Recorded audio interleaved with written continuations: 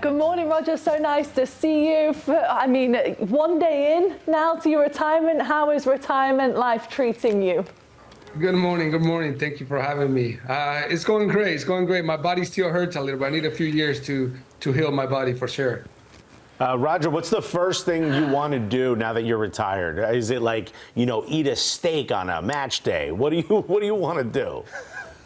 I do whatever. I even have a beer now on match day. It's relaxing. I just sit on the TV and watch the game. So it's zero pressure. That's the best part about being retired. Roger, you obviously had a close relationship with Peter Vermes. When you went in to talk to him about this, what was the reception? I think last year you told me at one point, with the way the season was going, you were playing more minutes than you thought you were going to play in that season. But what was that conversation like? Yeah, absolutely. You're right. I was playing a lot of minutes, and I was hoping to play less minutes so I can play one more year. And maybe I could have, but my body was telling me that it was time. I went to spoke to Peter, and absolutely, he understood that. He knew that we were having a tough season and had to play a lot of games. But we reminisce on all the years that we had been together and all that, and it was fun. It was fun. It was a great conversation. Obviously, it's emotional every time you're going to leave something that you had been doing for a long time. Roger, you've had such an absolute amazing career. You played in 2 World Cups, played in the Olympics, and you also were involved in one of the greatest FA Cups upsets ever. What would you pick as the greatest highlight of your career?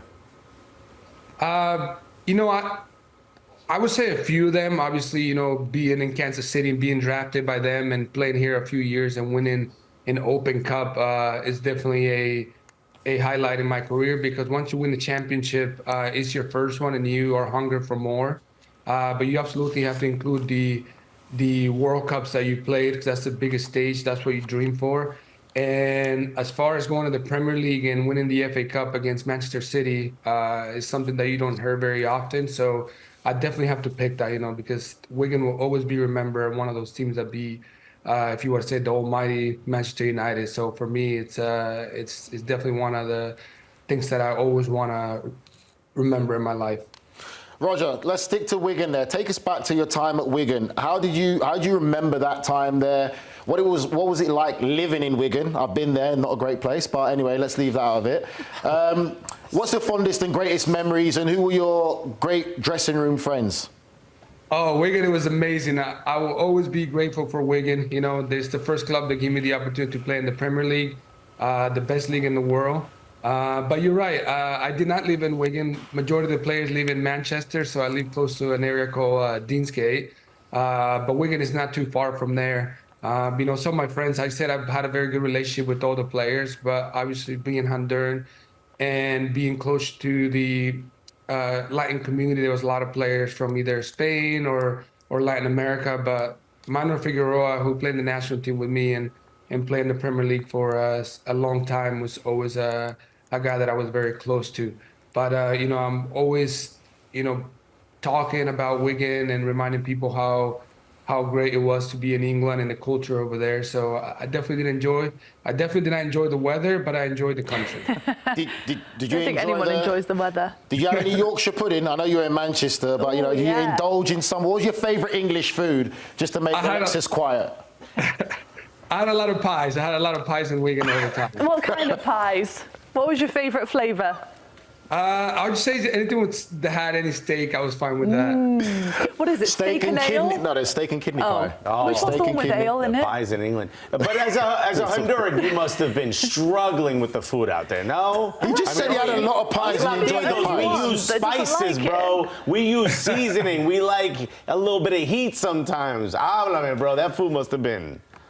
Yeah, absolutely. I was kind of lucky, though, that there was a few Hondurans in the league, so I was able to go to their house and eat some Honduran food. So it was not too bad. Gracias, Dios. Hey, Roger, you've been such a figure not only in this team but in this community in Kansas City, and I've had the pleasure of covering you for years now. How do you want people to remember you in Kansas City? Oh, good question. I would say someone that always gave everything for the team and for the community. That was my motto the whole time.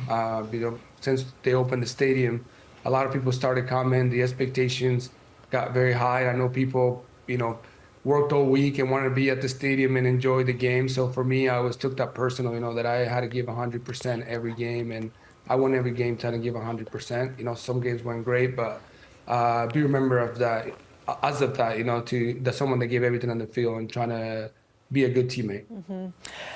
Well, Roger, even though you've retired, we know that the likes of teams like Wrexham, they managed to be very convincing in bringing players out of retirement. You actually played for Wrexham at TST this past summer, didn't you? Tony actually has his own team. Maybe this is the perfect pitch, Tony, I will, to get Roger back on your side. A video of you. You're playing CV, your resume, and we'll think about it, my friend. You got a highlight reel you can send this guy? The door's open, my man. The door's open. That was very fun. That was a fun tournament. Thank you, Wrexham, for taking me to the tournament. It's a great tournament. Roger, listen. Your wife has done a wonderful job on this, even on this here network. She's already finding time to. She's finding a way to get on media. Now that you're retired, once you have that beer you mentioned, you thinking of maybe getting on the air a little bit, doing a little media?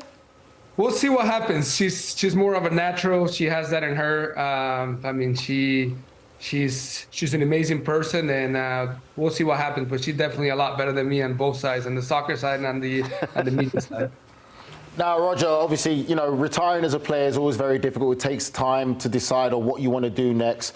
What are you thinking? What's next for you? Is it going to be staying in the game at some capacity, whether it's coaching, or is it joining the media side, or are you just going to take time to think about it? If you can do it, anyone can do it, right? No, is that that's your not advice true. to him? That's definitely not true. The bar is very low, as you can see. You're doing a great job, my friend. Thank you. For me, yes, good question. I definitely want to stay involved in the game. I don't know at what capacity, but it's something that I'm definitely debating. I'm always still watching the game, watching MLS, watching European games, now Copa America and Euros, and doing soccer camps. So, at some capacity, I want to stay away. I want to stay away from the game a little bit to get back to the game. But, doing the camps and stuff, it reminds you a little bit of all that, and how much I enjoy the game, though. For that, I do want to come back one day. I just don't know when. And hopefully the right opportunity comes in. Oh, well, we're excited to see what's next for you, Roger, but enjoy your retirement and having a nice break from everything for now. It's nice to see you. Thanks for joining us.